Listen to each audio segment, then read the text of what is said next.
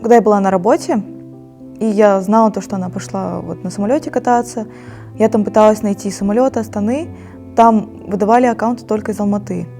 И, оказывается, ее друзья тоже искали. И аккаунт уже был удален в это время. Потом, когда вот это вот уже все разузналось, мне скидывает моя коллега не вот этот самолет.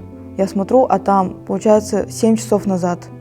То есть я так совместила по времени, это они опубликовали уже в 6 часов вечера. То есть когда я спала, когда мальчики думали, что все нормально, и когда мы ее искали, она уже не дышала, так сказать.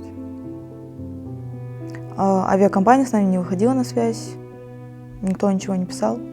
Единственное, я все сама пыталась найти, сама ходила к следователю, все. Но сказали, что дело будет длиться год, займет больше года.